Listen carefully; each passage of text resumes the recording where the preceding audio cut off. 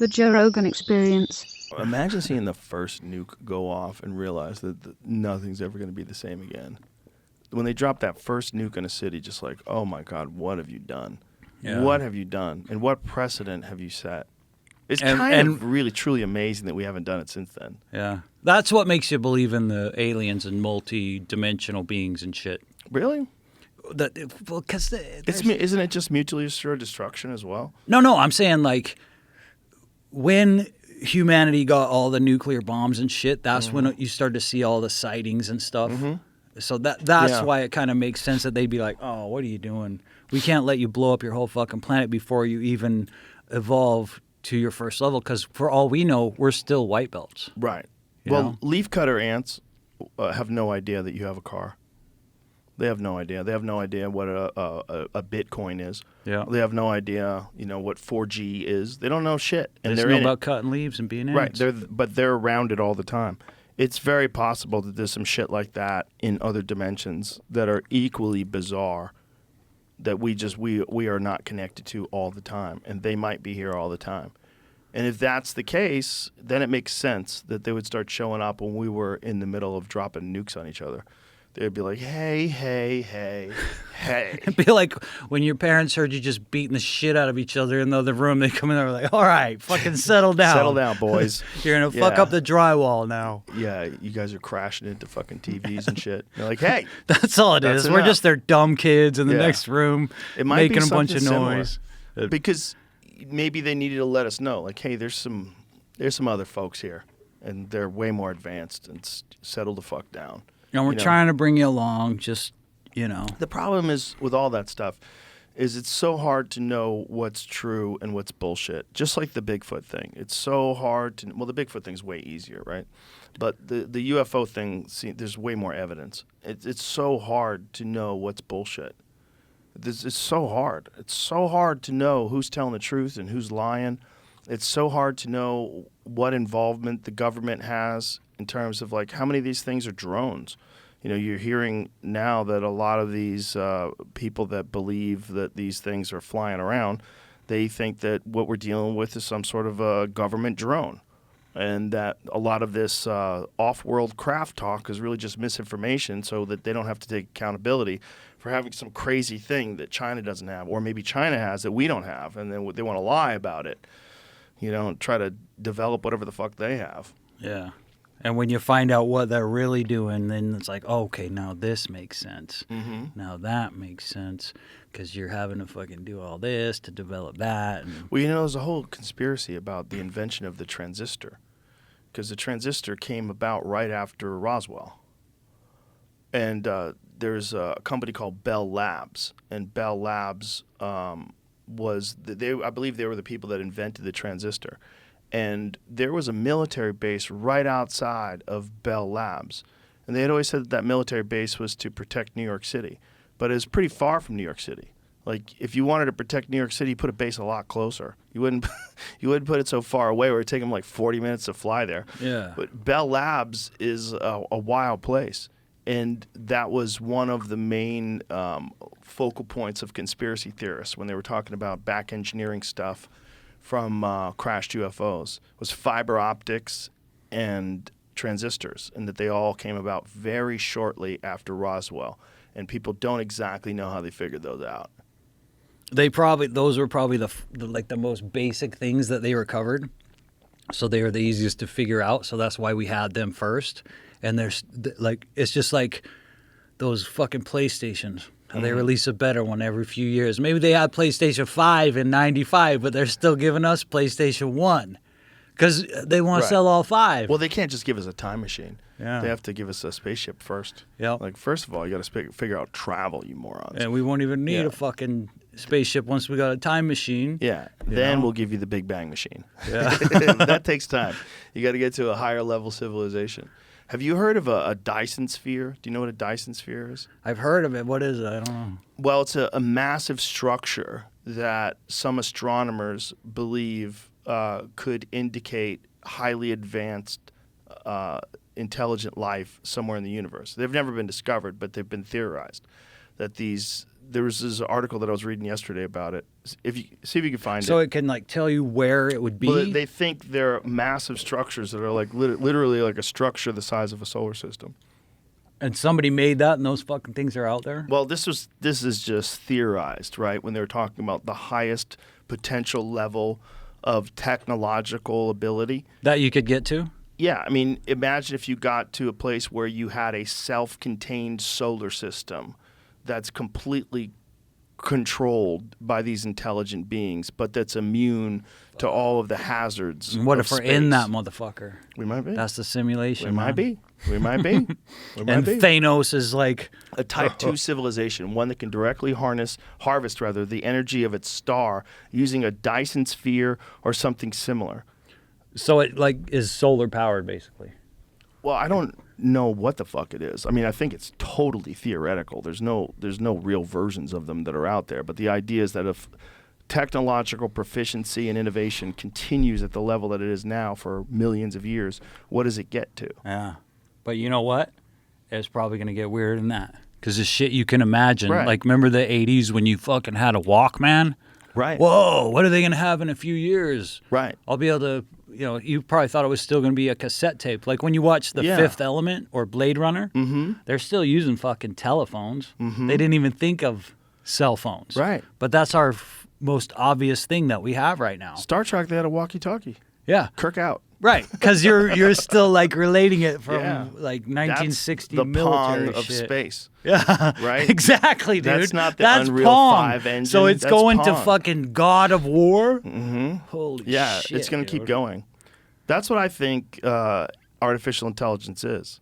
I think, and I don't really think this. This is just a thought. Maybe the universe is God, and maybe the way God is created is through intelligent life. That intelligent life creates a far superior version of itself in artificial intelligence, and that creates a far better version of itself infinitely. They just keep making better versions of itself as it has more of an understanding and more capacity, and it grows and it makes better versions of itself. It's eventually going to get to godlike powers. The power to create universes, the power to create solar systems, the power to stop time, reverse time, the power to traverse immense distances instantaneously. It'll have capabilities that we could only imagine. We could just imagine if, and it can do that. Yeah.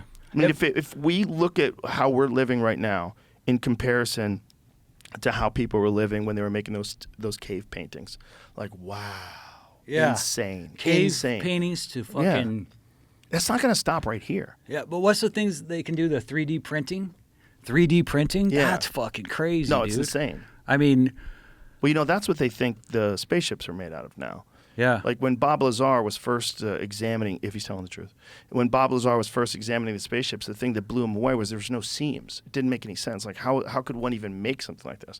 Well, now that we know, there's 3D printers, and you could make something like that. Yeah. You could, I mean, I don't think you can make it that scale yet, but if you had enough of a capability, you had machines that could do it. Well, yeah, I mean, if we thought of it, Yeah. and we're doing it, and they're fucking Right. 60 million light years ahead of us. Right. Like, who's to say they're not? Who's to say they're not 60,000 years ahead of us, or Yeah. 600,000, or 6 million? Or, like, think about it. If you have a fucking time machine, you could go back to check out some shit that already happened, but you could also go forward. I mean, we just have no comprehension of what you could. Maybe you could, like, start a project in your lab, right? And then travel, and you get all these fucking AI robots to work on it, and then you travel way forward in time and go get it, and then bring it back. Ooh, And then instantly. it's the fucking ultimate thing. Ooh. You know? Like, that's what I'd be doing if I had time machines. I'd be like, all right, I'm going to get all these fucking helpers to build these awesome monuments, and then I'm going to go in forward in time and check on it. All right, did you know what I mean? Like, it would just give you, if you could manipulate time and travel through time like it's an element. Like, have you ever checked Right, but out? you wouldn't be able to experience it because, like, you would always be involved in time being manipulated. So there'd be no static time. So even in this static time, something could intervene instantaneously, always. Right, forever. but what if we don't really understand the nature of time to make those definitions? What if you could get this time machine? What if you could kind of like step out of time in a lot of different ways that you don't think would, Right. you know what I'm saying? Right. Like you could go into a timeline and you don't even necessarily affect that timeline. If you know how to just observe it. Right. And not like physically disturb it. But you do affect it if you go forward in the future. The idea of a time machine, the current idea of a time machine, is that you can't travel where there are no roads. So once a time machine is invented, then everything from that time machine is invented forward becomes a completely different way of using time. Because time now is nonlinear. Yeah. Time now, it's anyone this can go. malleable So thing. everything happens all at once. Yeah. So people from the future will be traveling back to the moment where the first time machine is invented. So everything will change instantly. Yeah. Because if you're gonna invent a time machine and you live 1,000,000 years in the future, assuming that humans even exist, if a time machine gets invented, I mean, we might become obsolete almost instantaneously. But if you were a live human being 1,000,000 years after the time machine is invented, you would want to go back to the moment the thing was made. You'd want, and so the moment Go they back turn a that bunch of motherfucker times, on, yeah. everything changes forever. Yeah. Singularity. Yeah, that might be the real singularity. Yeah. That was one of McKenna's theories. Terence McKenna believed that we were going to come up with a time machine. He thought that was going to happen around December 21st, 2012. Well, have you checked out his Time Wave Zero and all that stuff? Yeah.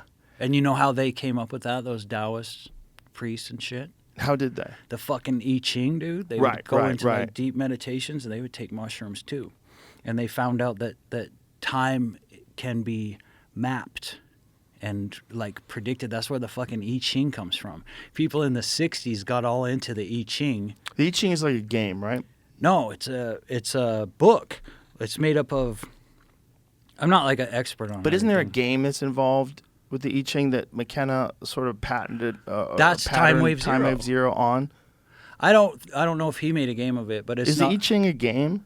It's like a fortune telling Right. system. That's what it's like. It's Yeah. like a form of Divination. divination. Yeah. Right. Yeah, it is like a fortune telling thing. That's what it is. It's not a game. Yeah. I was trying to remember I haven't heard his stuff in a long time.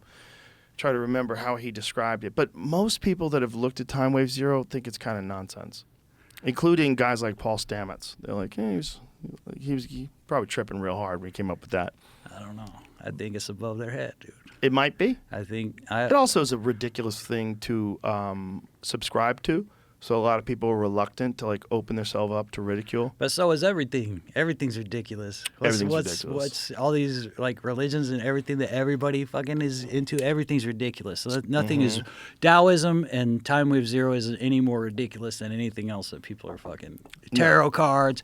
I think it's really interesting because I really get into ancient Chinese culture. Like I was into Kung Fu at a young age, so I've studied a lot of Chinese philosophy, Taoism, all that stuff. Those people are highly intelligent, spiritual people who are doing deep meditations and discovering really profound truths.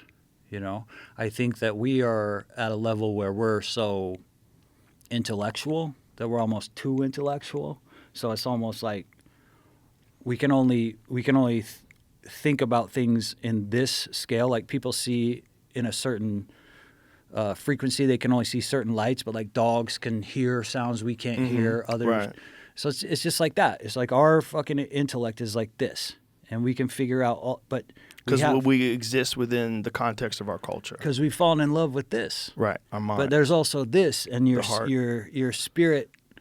That's what figured out the Tao Te Ching. That's what figured out, how to tame horses and be one with them and domesticate primates. It wasn't just us thinking cerebrally. That's kind of limited. I think our real being is deeper than that.